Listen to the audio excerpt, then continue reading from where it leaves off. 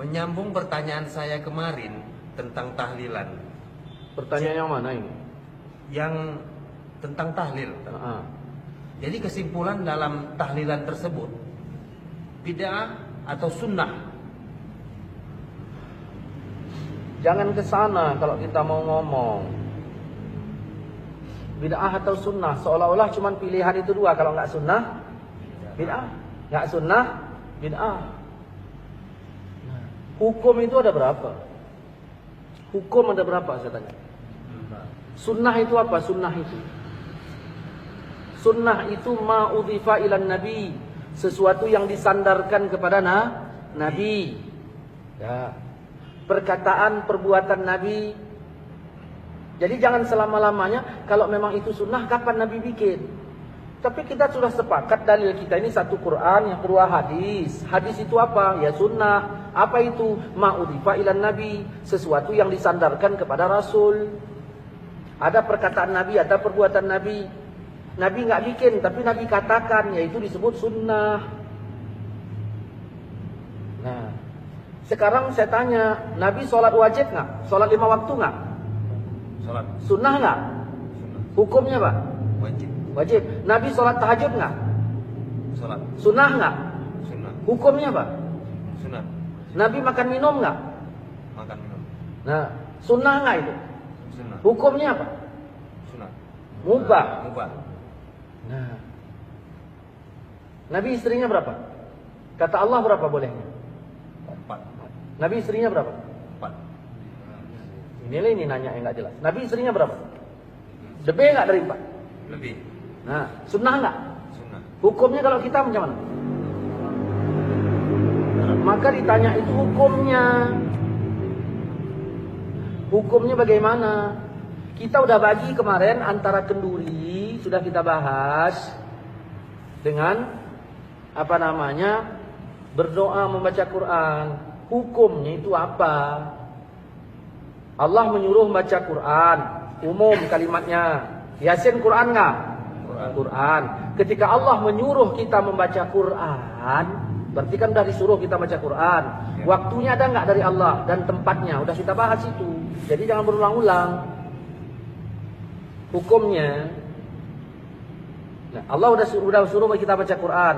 Nah, di dalam tahlil itu kan baca Yasin. Quran nggak Yasin itu? Quran. Oke. Kemudian ada nggak waktu dari Allah untuk membacanya? Tidak. Berarti kan kita yang memanagenya. Waktunya. Nah, udah, terus kita baca, udah kita bahas dalam beberapa acara kita. Udah kita bahas. Nah, jangan itu pertanyaan diulang-ulang lagi. Udah jelas itu. Nah, kembalikan kepada hukumnya. Wajib nggak tahlil? Kalau wajib berarti yang nggak tahlil dosa. Haram nggak tahlil? Kalau haram berarti yang tahlil dosa. Kan Allah udah bilang dalam surah An-Nahl ayat 116, jangan kau katakan sesuka lidahmu secara dusta. Ini boleh, ini tidak, haza halal wa haza haram. Saya mengatakan boleh dengan alasan yang sudah saya sepakat, yang sudah saya sebutkan. Ada orang bertanya,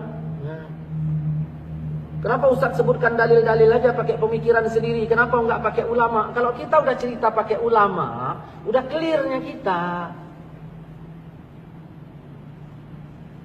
Ini begitu disebutkan ulama, dalilnya mana? Makanya saya nggak mau bicara kaul-kaul ulama lagi.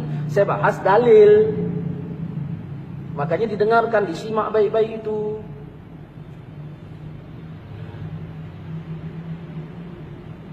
Jadi kita baca baca Pak Yasin. Yang nyuruh baca Yasin siapa? Nyuruh baca Al-Quran. Yang nyuruh baca Quran itu ya adalah Allah. Nabi juga nyuruh kita baca. Begitu disebut kalau misalnya Nabi nyuruh baca, kalau Allah nyuruh baca, berarti ya bebas kita membacanya. Diperkirakanlah itu tempat baik untuk dibaca atau tidak. Jadi hukum itu dikemanakan? Ada 5, wajib, sunat, mubah, makruh, haram. Kalau tidak wajib, apakah berarti udah haram? Jangan dulu haram yang kemari. Wajib dulu, baru sunat, baru mubah, baru makruh, baru haram. Nah, tahlil itu kita tanya mau kemana, kita bawa hukumnya. Kemana? Jangan tanya sunnah atau bid'ah. Berarti kalau nggak sunnah berarti bid'ah. Tidak begitu. Allah pun bilang, "Wa man lam yahkum bima anzalallah." Siapa yang tidak menghukumkan seperti hukum Allah, berarti hukum. Karena kalau ditanya sunnah itu ada takluk beberapa hukum. Banyak yang sunnah ini hukumnya nggak jatuh wajib semua. Begitu. Ketika Allah menyuruh, tidaklah langsung jadi wajib. Ada kalanya Allah menyuruh itu langsung kepada sunat. Seperti wa minal laili, di sebagian malam, fatahajjat, hendaklah kalian tahajud. Tahajud, perintah itu kan? Perintah, hukumnya apa? Apa wajib? Begitu. Saya maaf ya, bahasa kasarnya nih. Jangan bikin pertanyaan tolol kayak gitu.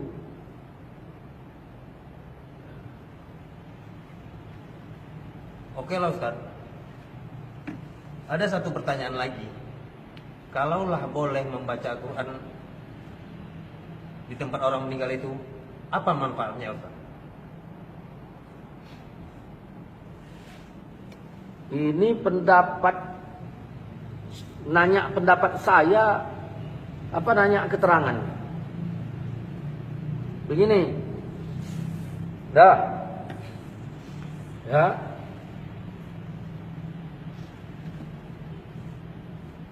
Namamu siapa? Adi. Adi. Dah, orang tua Adi meninggal. Oke, dah meninggal kan? Ya. Sekarang si Adi yang tinggal di rumah itu sebagai anak almarhum, pikirannya macam mana? Kacau apa tidak? Kacau. Kecuali anak durhaka, baru senang. Oke, begitu kacau kira-kira iman Adi naik apa turun? Turun. Apa yang disuruh agama terhadap saya sebagai jirannya si Adi? Mendoakan. Menghiburnya, menghibur si Adi. Tujuannya untuk apa? Tujuan hibur itu. Ya, tujuannya hibur-hibur gitu aja, pakai keyboard gitu. Iman tadi naik apa turun? Turun. Tujuannya itu dihibur untuk apa? Supaya terhibur dan sekali apa imannya naik. Ya, tujuannya itu supaya imannya naik. Apa kata Allah dalam Quran? Quran sebagian dalil apa enggak? Dalil. Wa iza tuliyat alaihim ayatuhu zadathum imana.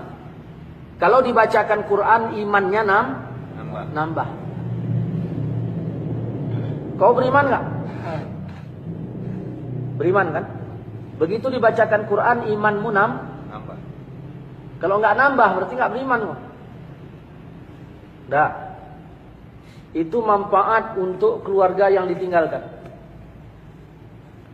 Nah, timbul pertanyaan, boleh enggak baca Quran di tempat orang meninggal? Itu pertanyaannya. Itu pertanyaan. Nah, jangan kau katakan sesuka lidahmu secara dusta, ini boleh, ini enggak. Ada orang bilang enggak boleh, ya tanyalah alasannya apa. Saya bilang boleh, alasan saya apa? Kan Nabi udah bilang, iza hadartum, kalau kamu hadir ke tempat orang sakit atau mayit, ke tempat orang meninggal, ucapkan perkataan yang baik. Siapa yang bilang tuh? Hadirlah saya ke tempat si Adi. Orang tua Adi meninggal. Rasul nyuruh apa? Ucapkan perkataan yang baik.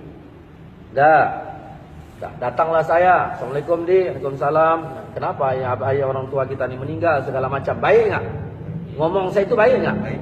Kata Nabi, sebaik-baik perkataan adalah Quran.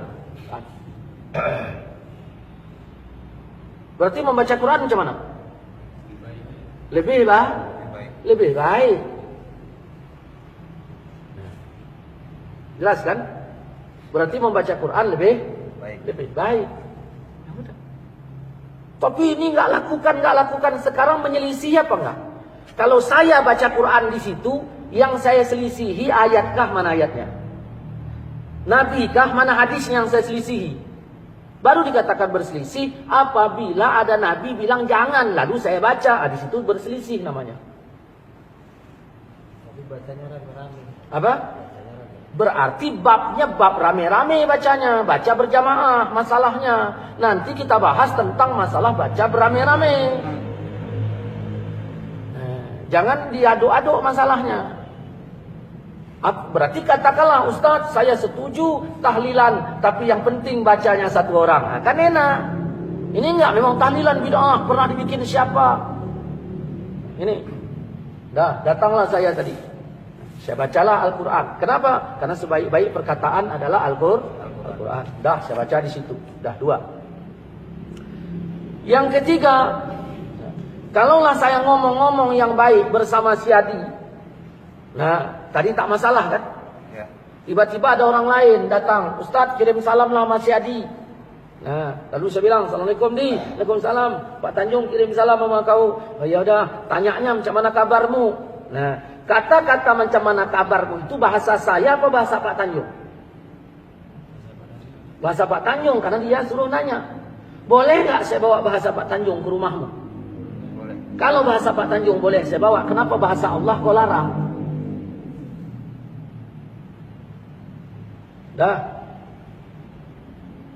Kemudian baca Quran ini bagian dari zikir apa tidak? Zikir. Bagian dari zikir, jelas ya? Bagian dari zikir. Inna nahnu nazzalna zikra. Sesungguhnya kami turunkan zikir, itu maksudnya Quran. Zikir. Kata Nabi dalam riwayat Imam Muslim, perumpamaan orang yang zikir dengan yang enggak zikir itu kayak yang hidup dengan yang mati. Bayangkan yang melayat kita ada 20 orang. Yang baca Quran 5. Yang 15 enggak. Yang baca Quran digolong zikir apa enggak? Yang enggak baca Quran digolong enggak zikir kan? Berarti sama dengan mati kan? Ini yang heran kita ketika kita datang ke tempat orang meninggal, cerita entah apa-apa, masalah pemilu begini begitu, enggak ada yang nyalahkan. Begitu ditarik ayat, langsung ada yang nyalahkan. Ini paham seperti apa ini? Kalaupun dia bilang apa namanya, ya kami nggak baca itu urusannya. Kau nggak baca, yaudah aku pun nggak salahkan kau yang nggak baca. Tetapi kami yang dibaca jangan dituding. Ini begitu kita angkat ke YouTube, ya, ke YouTube, ke Facebook, kayaknya kepanasan. Ada apa ini rupanya? Kita menjelaskan, makanya yang kita jelaskan ini kan kepada teman. Saya Facebook ini punya teman, saya compare, artinya untuk teman saya. Kalau memang pemahamannya beda, ya jangan jadi teman saya. Saya ingin mengingatkan teman-teman, beginilah cara menjawabnya. Nggak ada saya singgah di teman-teman Facebook Wahabi itu sebegini-begini, enggak. Yang kepanasan macam-macam. Masya Allah. Ya. Udah. Ini baru 3. Ya. Kemudian dia berbicara manfaat kan? Ya. Berbicara manfaat.